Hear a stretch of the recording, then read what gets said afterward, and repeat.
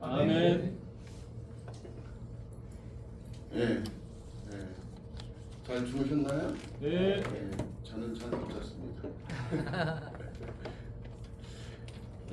잠을 자는 게 참 큰 축복인데, 예전에는 이제 주님께서 잠도 이렇게 은혜로 주시는 것을 우리가 잘 알고 있어서 이제 신앙과 관련해서 제가 뭔가 굉장히 복잡한 이런 생각 이런 게 있으면은 그런 게 영적으로도 영향을 미치고 그래서 잠으로도 이어진다고 생각하고 그게 이제 부분적으로 맞긴 하죠.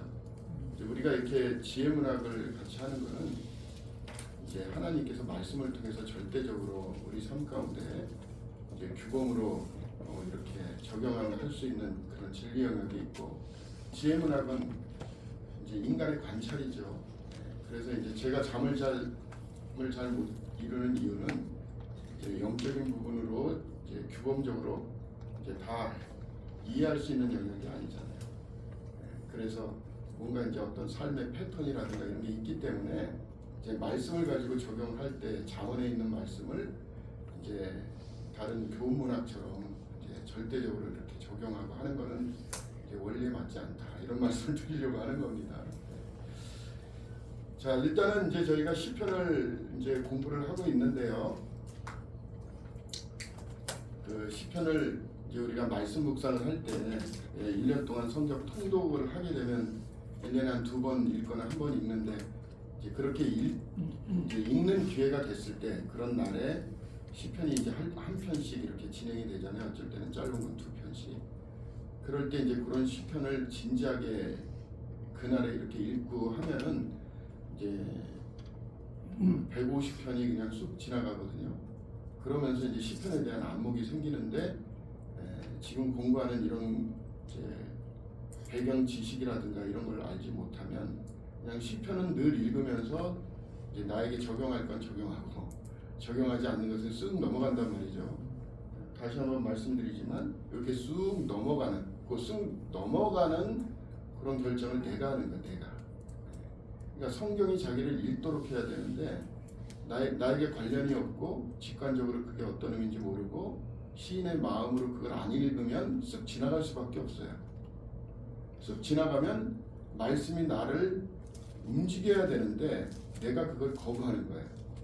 그래서 나는 내가 읽기 편한 것, 내가 이해하기 쉬운 것, 바로 읽고 머리에 남는 것만 찾아서 읽다 보니까 성경이 나를 훈련을 못 시키는 거예요. 그래서 이제 이런 규칙을 알고 이런 방법을 알면 내가 이래서 시편이 그냥 넘어갔구나, 이런 걸 이해하게 되고 그렇게 넘어간 부분을 바로 읽을 수 있도록 하는 동기부여가 되는 거죠. 그러니까 그런 시점부터 내가 이전과 다른 나의 모습이 되는 거예요. 그래서 우리는 항상 어제와 다른 나, 또 내일도 기대하고 이렇게 하면서 이제 주님 안에서 함께 동행하는 삶을 넉넉히 선택하는 게 나이와 상관없습니다. 그 시점부터 중요한 거예요. 그래서 이제 믿음이 앞선 많은 사람들, 우리가 형제 운동사에서도 공부하고 하지만 대부분 20대 헌신하거든요. 초창기에는. 우리가 봤을 때는 아직 무르익지 않았다라고 생각하지만 신앙의 절정은 20대, 30대 다 이루어진단 말이에요. 그리고 그렇게 갖춰진 게 평생에 영향을 미치는 겁니다. 그래서 어느 순간이 됐든 시작하는 그 시점이 가장 빠른 거다. 저는 그런 걸 늘 생각하면서 하거든요. 그래서 도전을 뭐 이렇게 두려워하거나 이러지 않습니다. 내가 이게 필요하다 그러면 사람들이 봤을 때 그것도 해요? 그런데 저는 해요. 그렇게 도전하지 않으면 접할 수 없기 때문에, 그래서 제가 한국어 교사 자격증 그거 지금 공부한다고 사이버대에 등록했다고 그랬잖아요. 뭐 중간에 뭐 정 상황이 안 되면 안 하면 되죠. 그죠? 지금은 이제 절대적이지 않죠. 그렇지만 하고 싶은 거예요. 그런 걸 통해서 저에게 분명히 플러스 되는 요소가 있기 때문에 뭐 일본어도 공부하고 싶고 러시아어도 공부하고 싶고 뭐 하여튼 공부하고 싶은 게 왜 이렇게 많은지 모르겠어요. 그게 이제 지식 쌓는 차원이 아니에요. 제가 여태까지 한 이런 지식에 대한 부분은 사람을 교만하게 하는 요소가 분명히 있습니다. 있죠. 왜냐하면 지평이 늘어나니까 예전에 못 보던 게 보이고 또 그거를 설명할 수 있는 게 생긴단 말이죠. 그러면 그런 지식을 단절하면 겸손이 생기나요? 저는 전혀 그렇게 생각하지 않아요. 그래서 이제 그 사람이 어떠함에 따라서 교만과 겸손이 있는 것이지, 항상 주님 앞에서 이제 교만을 경계하고 겸손한 것을 인식하여 사는 게 이게 우리의 이제 할 수 있는 최선인 것뿐이지, 지식 자체가 사람을 그렇게 만든다 이렇게 생각하지는 않습니다. 자, 그래서 이제 시편 해석의 원리, 오늘은 좀 가볍게 지나가는 건데요. 지금까지 공부한 걸 한 번 더 정리한다 이렇게 생각하시면 됩니다. 자, 여러분 교재 있으시죠? 자, 도입. 자, 맨 처음에 자, 이 부분 이제 시편 해석의 첫 세 원리, 그걸 이제 다시 한번 점검을 하는 겁니다. 자, 첫 번째 원리는 뭐예요? 시나 찬송의 구절 패턴을 이제 우리가 유의하라, 이런 걸 지금까지 계속 봤단 말이죠. 자, 이게 답간체인지, 답간체 보면 알파벳이 생각나야 되죠. 자, 이렇게 머릿속에 제가 이제 뭘 보는 게 아니라 여러분하고 똑같은 텍스트를 보면서 이렇게 얘기하는 게 머리에 암기가 된 거예요. 암기. 그래서 암기가 실력이고 영성이다. 자, 여러분 암기가 잘 안 되는 사람은 어떻게 해야 됩니까? 어떻게 해야 돼요? 옆에 항상 이렇게 메모를 가지고 하세요. 저처럼 제가 이제 이런 얘기를 좀 종종 하는데, 제가 고등학교 때 1학년 때 제가 학교 다닐 때는 우반, 열반 이런 게 있었어요. 미안하지만. 그래서 이과의 한 반, 문과의 한 반을 만들어서 얘네들은 이제 최소한 서울에 있는 대학교, 서울대, 연고대 뭐 이런 거 보내기 위해서 전략적으로 이제 학교에서 한 반씩 뽑아요. 1학년 때 시험 성적을 가지고 2학년 때 이제 정해지는데, 제가 1학년 때 공부를 했는데 그렇게 열심히 안 했어요. 그래서 이제 2학년 때 우반에 들어가는데 아깝게 떨어졌습니다. 그래서 너무나 화가 나가지고 2학년 때 열심히 공부를 했어요. 열심히 공부를 해서 계속 1등을 놓치지 않았습니다. 근데 이제 선생님이 딱 일어나라고 하더니, 저렇게 머리 나쁜 애도 1등 하는데 너희는 뭐냐? 지금도 그게 남아있던 거예요. 지금도. 수학 문제를 풀라고 해서 앞에 나와서 막 푸는데 답을 맞히면 됐잖아요. 선생님이 제 글씨체를 보고 얘는 정서불안이다. 지금 이렇게 웃으면서 얘기할 수 있지만 왜 답을 맞히면 되지 왜 내 글씨체 가지고 하지? 정서불안이 맞긴 하더라고요. 그래서 저는 이제 그거를 맨 처음에는 이해를 못했는데 맞더라고요. 저는 그렇게 머리가 뛰어난 사람도 아니고 하는데, 이제 뭔가 한다 그러면 집요하게 계속 시간이 걸리지만 끝까지 가는 그런 게 있어요. 그렇게 하다 보니까 공부의 기술을 알게 됐고, 공부의 기술을 안 그 이후부터는 공부가 두렵지가 않아요. 그렇게 됐습니다. 그러니까 누구나 되는 거예요. 이건 이미 EBS에서 실험 결과 밝혀진 거잖아요. 그렇죠? 뛰어난 사람이 분명히 있어요. 그거는 정말 극소수고, 서울대도 역시 마찬가지인데 모든 사람들이 공부하는 방법을 익힌 거예요. 저기 서울대에서 근무하는 우리 자매님 계셔서 몰라요? 근무하시는 거예요. 근무치고. 자, 그래서 이런 원리를 여러분들이 이제 익히는 게 굉장히 중요하다. 익히는 거. 자, 여기서 보시면 이제 시편, 그러면 제가 계속 반복하잖아요. 시편, 그럼 뭘 맨 먼저 생각해야 된다고 그랬습니까? 시편? 대꾸법이에요. 두 번째는 수사법이죠. 그렇죠? 지금 여기에는 답간체 이런 거는 전체 구조에서 주는 거예요. 자, 이게 이 모든 지식을 해석의 원리에 이제 정리를 해서 시편을 크게 해석해야지만 여러분들이 원리를 올바로 끄집어낼 수 있고, 이 원리는 하나님께서 말씀을 통해 우리에게 주신 거예요. 이건 시대를 초월하는 원리입니다. 그러니까 시편에 있는 말씀 자체, 그게 중요한 게 아니라 그 말씀을 왜 주셨는지 그거를 시편을 통해서 이해를 하는 거예요. 그러면 그 원리를 찾아내면 우리 삶 가운데 적용할 수 있죠. 그런 원리를 찾아서 적용할 때 삶에 영향을 미친다. 자, 답간체. 자, 이거는 이제 어크로스틱, 즉 알파벳 순서대로 이렇게 되어 있다고 그랬잖아요. 그렇죠? 이건 우리가 이제 공부해서 알죠. 자, 이런 구조가 있다라는 걸 인식을 하는 겁니다. 그러니까 우리말 성경은 이제 히브리어를 번역했기 때문에 알레, 벳, 기멜, 달 이런 게 안 보여요. 그렇지만 이제 여러분들이 주석을 보거나 성경 번역본 가운데선 그게 알렛 부분이다, 베트 부분 이런 거 다 표시가 돼 있거든요. 그러니까 여러분들이 이렇게 보면 왜 이렇게 주제가 반복하지? 뭐 이렇게 하면 여기 패턴이 있구나 이런 의문점부터 성경을 볼 때 이제 그런 거 없이 그냥 이 한 구절이 2절, 3절 이 말씀이 나의 삶 가운데 적용 그것도 나쁘지 않습니다. 안 하는 것보다는 좋아요. 그렇게 읽으면 겉으로 드러난 것만 우리가 수용을 하는 거고요. 그 이면에 있는 의미 그런 구조로 우리에게 전달하는 그 의미는 우리가 알 수가 없어요. 그것도 하나님께서 계산하셔서 우리에게 교훈 주시고자 하는 원리를 거기 숨겨 놓으신 거거든요. 그러니까 이런 구조를 진지한 성경 학도라면 잘 파악을 해야 되고요.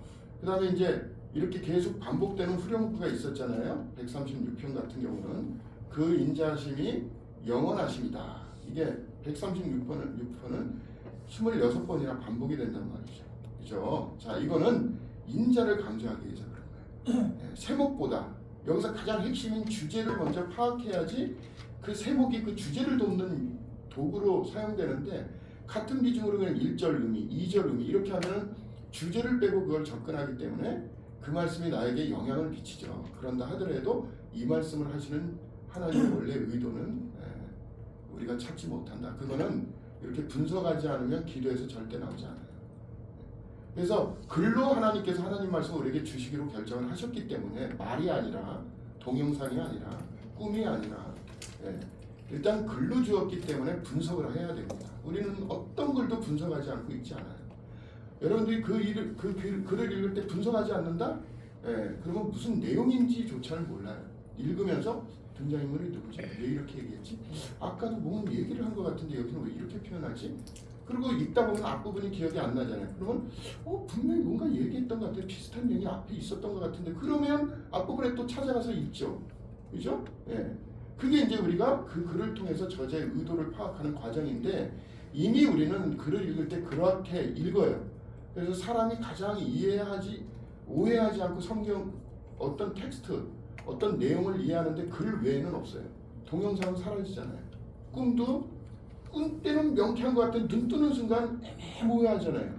그래서 인간이 반복적으로 계속해서 봐서 원래 의도에 객관적으로 접근할 수 있는 건 글밖에 없어요. 100년이 지나도 글은 남잖아요. 그러면 또 읽으면 돼요. 어떻게 읽어요? 100년 전처럼 읽어야 돼요. 1000년이 됐으면 1000년 전처럼 읽어야 돼요.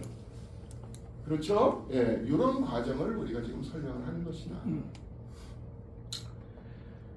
자, 그래서 이제 이런 내용 구조 이런 게 있고요. 42편 11절에 내용으나 내가 어찌하여 낙심하며 어찌하여 내 속에 불안해하는 거 하는 이런 말씀도 실제는 반복이 된단 말이에요. 이렇게 반복.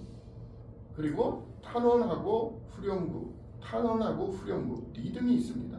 이거는 신앙의 절망을 제거하는 게 아니라 의도가 있단 말이에요. 절망 속에서 소망을 선택하는 그런 어떤 방법, 원리 이런 걸 우리에게 설명을 해주는 거기 때문에 이 말씀을 읽으면서 시편 기자도 탄원하니까 내 삶도 힘들지 이렇게 하라는 게 아니에요. 그 탄원 가운데에서 회복의 원리 물론 100가지 200개 찾을 수 있어요. 다른 서신서 뒤져 이게 아니에요. 요 문단 안에서 요 맥락 안에서 주는 해결책을 여러분들이 주목을 하면 3-4개가 나와요. 그러니까 그거를 적용해야 돼. 그 다음에는 다른 본문에 탄원이 나오면 그 탄원에 해당하는 해결책이 또 나와요. 방법이 나오면 그때 발견되는 2-3개를 또 적용하는 거예요. 이런 걸 다 찾아서 보니까 탄원에 제시하는 부분이 100개다. 그러면 100개를 어떻게 적용합니까? 못하잖아요. 인간은 한계가 있기 때문에.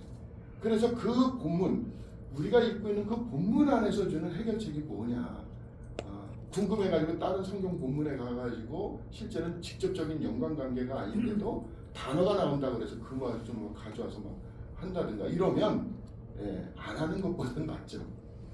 그렇지만 주님께서 그 본문을 통해서 우리에게 주려고 하는 교훈은 잃어버린 거니까 그러니까 내가 만든 교훈이죠. 그렇지만 그게 성경적이기 때문에 우리가 거듭나기 때문에 보편적으로 얘기할 수는 있어도 직접적으로 이제 삶에 영향을 미치는 데는 어려움이 있다. 자, 그 다음에 두 번째 원리는 대구절.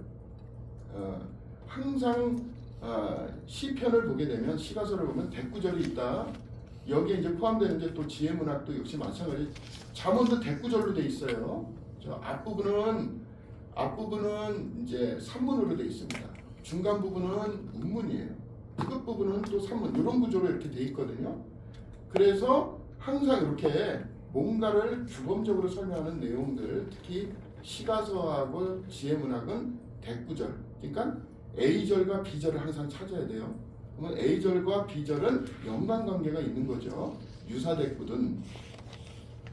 그래서 한 구절만 딱 보고 읽는 게 아니라고 말씀드렸습니다. 자, 그래서 여기서 보시면은 여호와의 율법은 완전하게 하여 완전하여 영혼을 소생시키시고 여호와의 증거는 확실하여 우둔한 자를 지혜롭게 하고 여호와의 교훈은 이게 지금 계속 이렇게 대꾸 구절을 갖죠.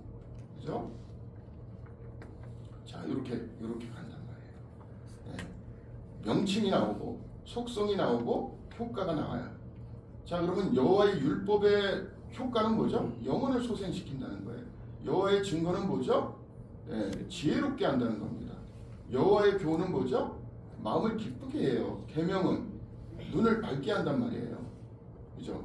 그러면 이제 우리가 관심이 이런 부분들이 있죠. 뭐 우둔한 자라든가 이런 세목은 여러분들이 이러한 틀 안에서 그런 것들을 설명하려고 하면 좋습니다. 자, 그래서 B행이 없이 A행만 읽으면 토라의 속성을 잃게 되죠. 그죠? 그래서 B행을 더해야 그 속성이 인간의 삶에 영향을 미치는 거예요. 자, 우리는 여호와의 계명은 순결하여, 여기까지가 중요한 게 아니에요. 예, 이것도 물론 선포된 말씀이죠. 그러면 여호와의 계명은 순결하고 그러면 추상적이잖아요.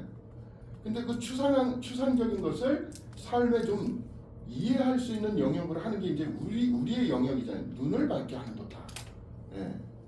자, 그래서 하나님의 말씀은 특히 시편과 지혜문학 같은 경우는 삶에 좀 직접적으로 삶의 현실에서 경험할 수 있는 용어로 이렇게 표현하는 것. 그런데 대표적인 역할이 바로 대꾸법이다. 자, 그 다음에 이제 세 번째가 대꾸법 생각하라고 하는데 이제 비유적 표현, 이거 비유법 이런 거 생각하라고 그랬죠. 그 중에 대표가 은유법이에요. 은유법.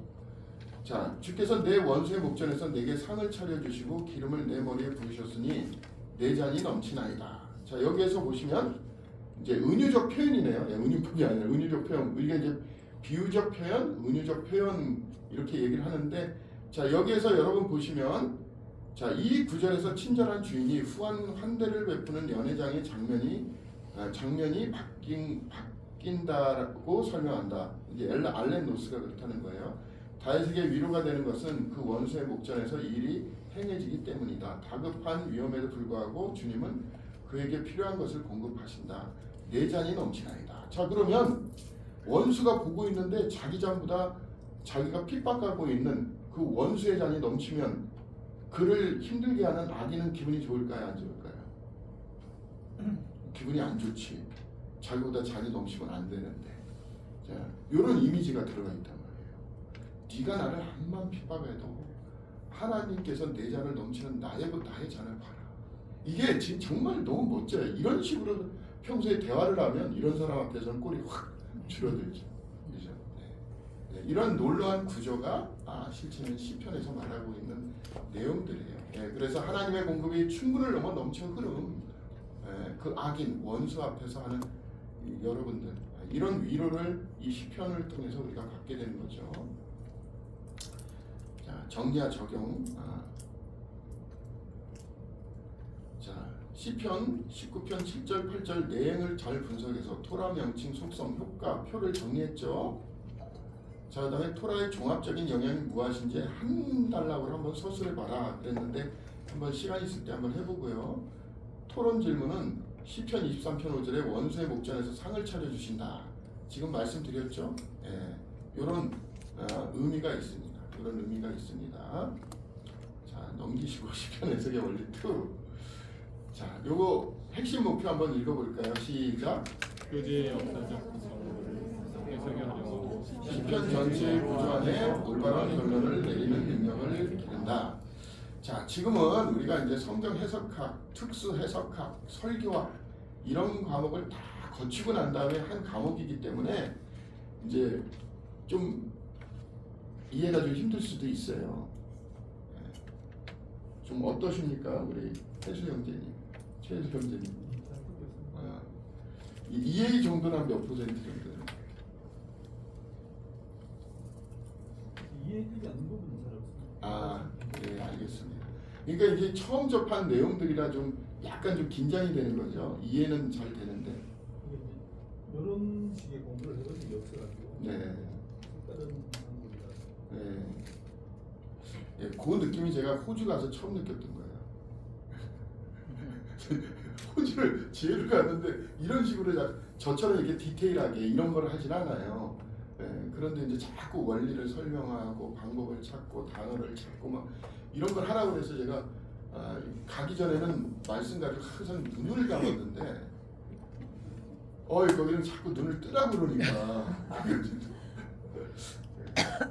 네, 그런 거를 좀 익숙하게 하는데 시간이 좀 많이 필요했어요. 근데 실제로 저에게 너무 맞더라고요.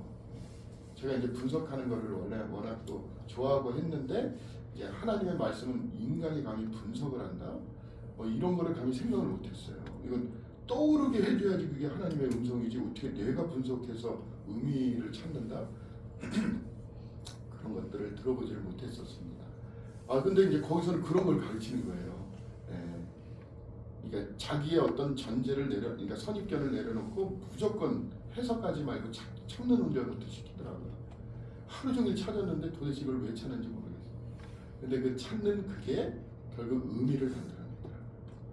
객관적인. 그래서 그런 과정으로 성경 본문을 보면 이게 열의 9명은 다 똑같은 해석을 하는 거예요. 그래서 우리 모임이 해석의 차이로 뭐 이러니 저러니 이런 갈등 관계가 굉장히 주어지잖아요.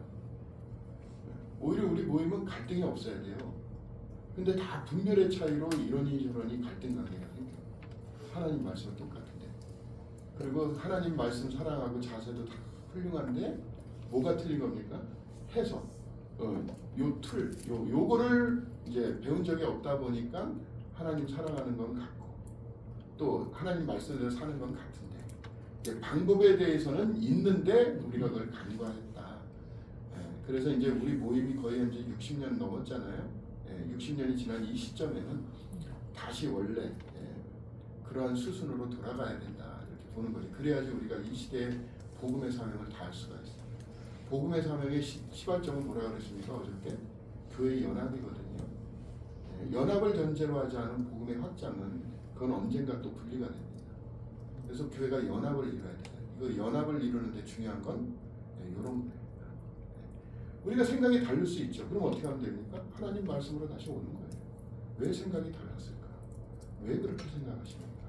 원리를 가지고 했는데 이 원리 때문에 이렇게 생각합니다. 그러면 형제님은 어떻게 생각하십니까?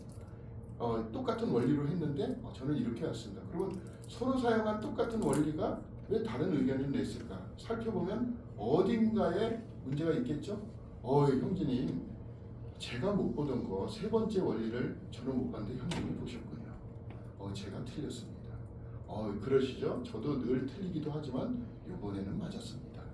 이렇게 하면서 하는 교회가 얼마나 아름답습니까? 우리가 이러려고 주님 안에서 우리 모임 안에 신앙생활 하는 거잖아요. 그러니까 결론 가지고 주님께서 나를 가르쳐 주셨다 이거 가지고 나누지 마시고 그런 게 같으면 같이 가지만 틀리면 다시 말씀으로 돌아오는 거죠. 그렇습니다. 자, 그래서 원리 네 번째는 이제 표제 있잖아요. 우리가 이제 53편, 51편 봤을 때 밧세바 사건과 관련돼 있는 표제가 있었잖아요.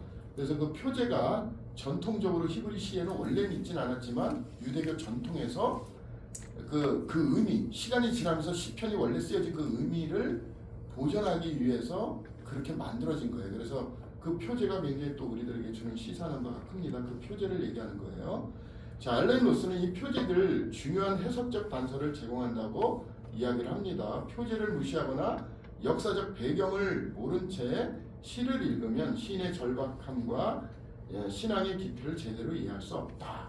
그래서 문화 배경 주석 제가 추천한 생명의 말씀사에서 산 거기 시편 부분을 보시면 뭐 그렇게 디테일하게 나오진 않지만 그래도 시편을 그 당시에 어떤 맥락, 문화적 맥락에서 쓰여졌는지에 대한 아주 그 정제된 권위 있는 디테일은 아니지만 우리가 보고 직관적으로 이해하도록 잘 정리해서 그분이 우리가 본 성경 해석학을 쓴 분이라고 그랬죠. 그래서 성경 배경 주석을 꼭 구입을 해라. 그래서 우리가 이제 저렴하게 샀죠.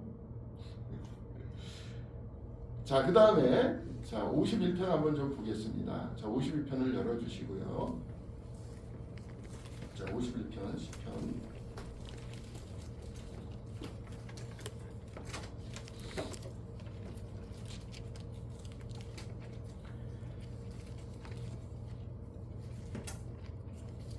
자 우리 그 CTI 아나운서 자 51편 13절까지 읽어주세요.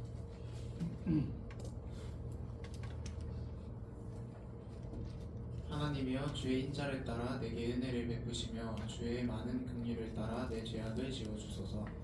나의 죄악을 말갛게 씻으시며 나의 죄를 깨끗이 제하소서. 무릇 나는 내 죄가를 아오니 내 죄가 항상 내 앞에 있나이다. 내가 주께만 범죄하여 주의 목전에 악을 행하였사오니 주께서 말씀하실 때에 의로우시다 하고 주께서 심판하실 때에 순전하시다 하리이다. 내가 죄악 중에서 출생하였으며 어머니가 죄 중에서 나를 잉태하였나이다. 보소서 주께서는 중심이 진실함을 원하시오니 내게 지혜를 은밀히 가르치시리이다. 우슬초로 나를 정결하게 하소서. 내가 정하리이다. 나의 죄를 씻어주소서. 내가 눈보다 희리이다. 내게 즐겁고 기쁜 소리를 들려주시사 주께서 꺾으신 뼈들도 즐거워하게 하소서. 주의 얼굴을 내 죄에서 돌이키시고 내 모든 죄악을 지워주소서. 하나님이여 내 속에 정한 마음을 창조하시고 내 안에 정직한 영을 새롭게 하소서. 나를 주 앞에서 쫓아내지 마시며 주의 성령을 내게서 거두지 마소서. 주의 구원의 즐거움을 내게 회복시켜 주시고 자원하는 심령을 주사 나를 붙드소서. 그리하면 내가 범죄자에게 주의 도를 가르치리니 죄인들이 주께 돌아오리이다. 네. 자 이제 시편 51편은 제가 지난주인가요? 원장 특강 시간에 좀 했죠. 여러분들의 기억력을 다시 한번 살펴보겠습니다. 자 지금 이 상황은 그 표제에 뭐라고 그랬죠? 표제에 뭐라고 되어 있습니까? 다윗의 시 이렇게 되어 있죠. 이게 표제예요. 인도자를 따라 부르는 노래. 다윗이 밧세바와 동침한 후 선지자 나단이 그에게 왔을 때에. 자, 이게 이제 표제예요. 그러니까 배경을 그 안에서 읽으라는 거죠. 자 그러면 여기서 이제 그 51편 1절을 읽다 보면 이런 내용이 있어요. 하나님이여 주의 인자를 따라 내게 은혜를 베푸시며 주의 많은 긍휼을 따라 내 죄악을 지워주소서. 한번 찾아보세요. 죄 요게 몇 구절까지 계속 이어지는지 한번 찾아보세요. 이런 걸 하셔야 돼요. 시편에서. 그러니까 이 죄악의 의미가 뭐지? 이거 찾는 게 아니라 그러니까 습관이에요. 해석하기 전에 관찰해야 되겠죠.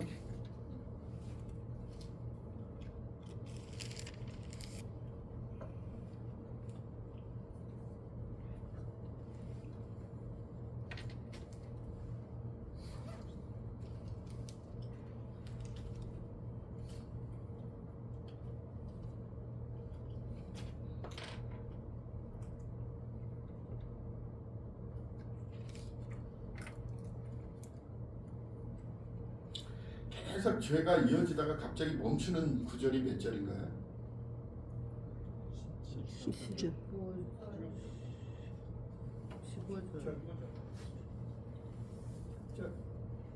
자 1절에 죄 있죠. 15절. 죄악. 2절에 죄악과 죄가 있죠. 죄악과 죄 있죠. 3절에 죄과가 있죠. 그 다음에 또 죄가 있죠. 4절에 범죄가 있죠. 범죄.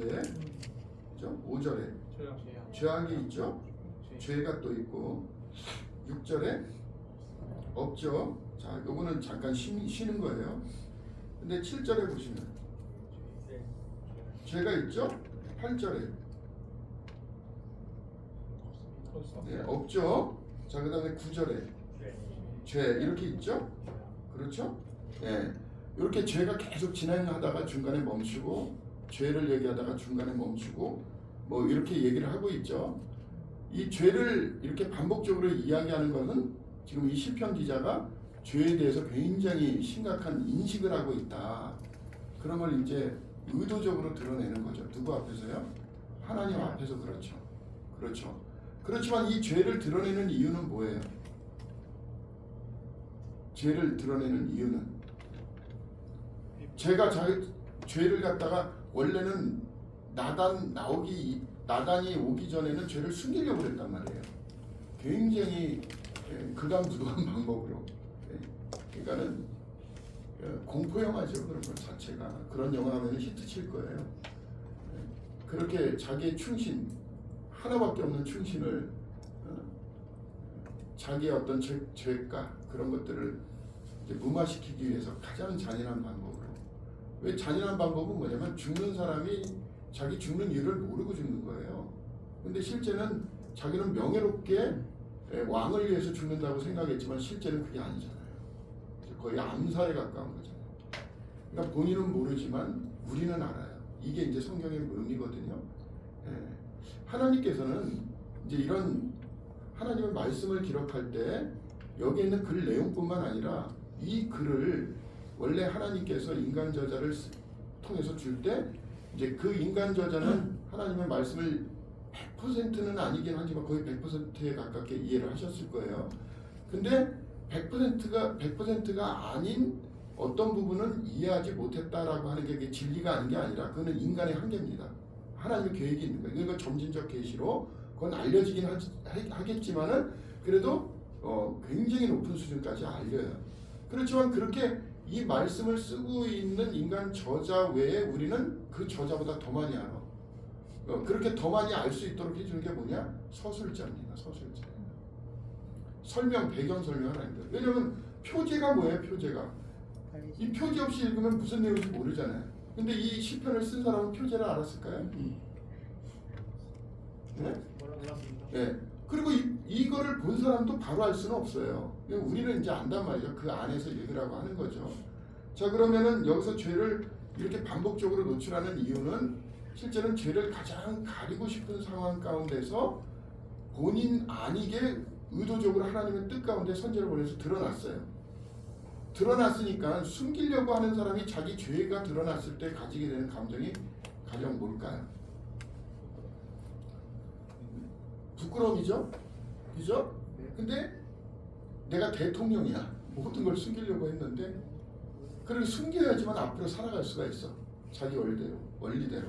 근데 그게 드러나 버렸네. 그럼 어떻게 됩니까? 권위가 땅에 떨어지죠. 권위를 가져야지만 자기 역할을 하는 사람이 권위가 떨어졌을 때 그 사람은 어떤 생각이 들까요?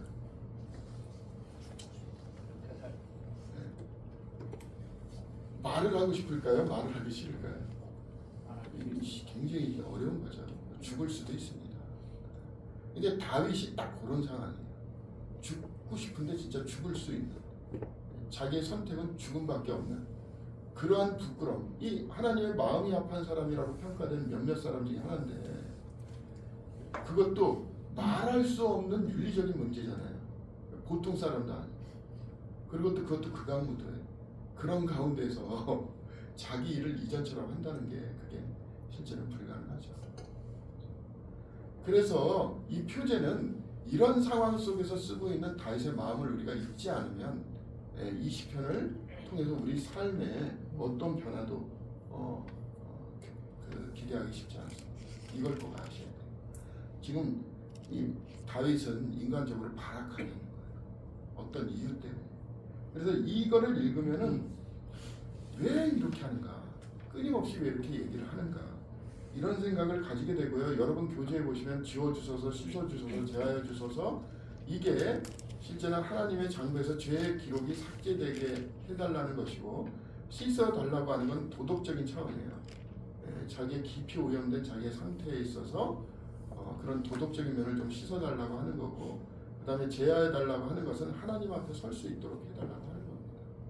그러니까 다 지어주소서, 씻어주소서, 제하여주소서, 이런 부분들은 일종의 어떤 자기가 하나님 앞에 설 수 있는 행동의 확장이에요. 구체적인 부분입니다. 자, 이렇게 해서 결국 말하고 싶은 게 뭐죠? 말하고 싶은 게 10절에 있는 대로 말하고 싶은 게 뭐예요? 하나님이여 내 속에 정한 마음을 창조하시고 내 안에 정직한 영을 새롭게 하소서.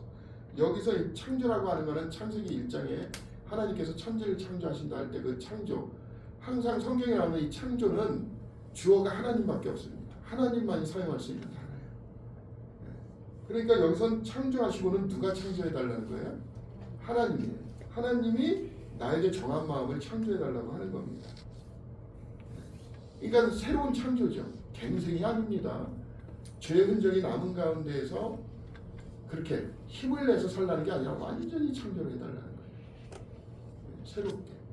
하나님께서는 그런 능력이 있는 겁니다. 그러지 않으면 자기의 역할을 제대로 못하잖아요. 우리가 하나님 앞에 섰을 때 이전에 내가 옳지 않은 길을 선택하고 그렇게 살았어요. 또 그리스도인으로. 자, 그랬을 때 우리가 회복을 경험해요. 회복을 경험할 때 항상 어떻게 돼요? 이전에 있었던 과거 그런 부분들이 이제 내가 영적으로 힘들 때마다 나를 잡아당기죠. 그죠? 자, 그런 똑같은 경험을 사도 바울도 했어요. 그러니까 사도 바울이 할 수 있는 건 뭐예요? 앞만 보고 가는 거, 앞만 보고. 네. 그리스도인은 현재가 중요합니다. 네. 과거의 연약함을 하나님께 맡기는 거예요. 그리고 현재를 기점으로 해서 이전과는 다른 사람, 이런 삶을 지금 시편 기자가 51편에서 고백한 대로 나에게 적용되게 해야 돼요. 네. 내가 적당히 주님 안에서 성화되고 적당히 살고 이게 아니에요. 그래서 이런 상황 속에서 회복을 경험하는데 주님께서 내 삶에 있어서 창조, 이건 하나님께서 그렇게 해주시거든요. 이걸 우리가 언약을 믿는 거예요. 나도 이전과는 다르게 완전하게 삶의 전환점을 가질 수 있다. 이런 기대를 가지면서 신앙생활을 하는 거거든요. 그리고 내 안에 이렇게 창조해야지만 어떤 영이 회복이 됩니까? 정직한 영이 회복이 되는 거예요. 근데 이 정직한 영을 11절에 좀 더 구체적으로 얘기하죠. 나를 주 앞에서 쫓아내지 마시고 주의 성령을 내게서 걷어가지 마시라. 이 정직한 영은 결국 뭡니까? 성령을 통해서 우리 삶 가운데 우리를 지배하는 영이겠죠? 그죠? 자, 이렇게 성령이 등장하게 됐을 때 결국은 그 다음번에 있는 주의 구원의 즐거움을 내게 회복시켜 주시고 자원하는 심령을 주셔서 나를 붙들어 주셔서. 그러니까 일을 제일 할 수 없는, 창피해서 숨어서 문을 닫고 나오지 않고 싶은 다윗이 보니까 중요한 일이 있는 거예요. 거듭난 그리스도인들은 주님의 일이 내 삶의 전부인 겁니다. 어떤 상황 속에서도 그리스도인으로서 자기의 역할이 무엇인지, 여러분들이 나는 너무 지쳐서 뭘 못해. 그럼 기도하는 걸 택해도 돼요. 그래서 주님과 관련해서 그 공동체 안에서 내가 무엇을 할 수 있는가, 겉으로 드러나는 건 좀 쉬고 싶다. 그러면 기도하세요. 그리고 어떤 성도들을 생각하면서 축복하시기 바랍니다. 직접적으로 못한다 하더라도 하나님을 의지하고 우리가 교회 사역과 관련되어 있는 어떤 역할, 그냥 교회를 왔다 갔다 이렇게 하면 안 돼요. 사도 바울은 숨고 싶고 도망가고 싶고 회피하고 싶지만 죽고 싶은 상황 속에서 내 삶을 지탱하는 것은 하나님의 일이라는 걸 너무나 잘 알았어요. 근데 그런 일을 하려면 어떻게 해야 됩니까? 할 수 있는 동기부여가 돼야 되잖아요. 근데 지금 상황에서는 안 돼요. 그러니까 새로운 창조가 필요한 거예요. 새로운 창조를 위해서는 자기 자신의 죄를 다 내려놓고 하나님의 말씀, 언약의 말씀을 의지해서 고백하고 자백하는 가운데서 하나님 앞에 의지하는 거죠. 저의 영을 새롭게 하소서. 근데 요 시점에 제가 그때 이제 말씀드린 대로 사도 바울 그 구약 시대는 성령이 떠나는 게 실제는 그런 원리로 성령이 임했잖아요. 성령이 떠나는 걸 직접적으로 경험한 사람이 누굽니까? 성경이 기록했을 때는 다윗이에요. 누구에게 성령을 떠나는 게 맞죠? 사울에게서 성령 떠나는 걸 자기가 직접 봤잖아요. 하프 치면서 봤잖아요. 성령이 있기 전하고 없는 후하고 사람이 어떻게 바뀌는지 그거를 직접적으로 경험했잖아요. 그죠? 딱 그게 성령이 떠나는 그 시점을 자기는 알고 있어요. 바로 이 시점이 성령이 떠나는 시점이거든요. 성령이 떠나면 결국 어떻게 됩니까? 이전처럼 살겠죠. 더 철권 통치를 하면서 내가 그럴 수도 있지. 야, 왕이 그 정도로 못해? 이 감히 나를 배반한 다 죽여! 얼마든지 살 수 있거든요. 돈은 넘쳐납니다. 권력도 그대로 유지돼요. 그런 왕이 한두 명입니까? 성령이 떠났을 때 그것을 알고 있는 다윗이 그거를 포기할 수 없는 거예요. 잠깐 쉬었다.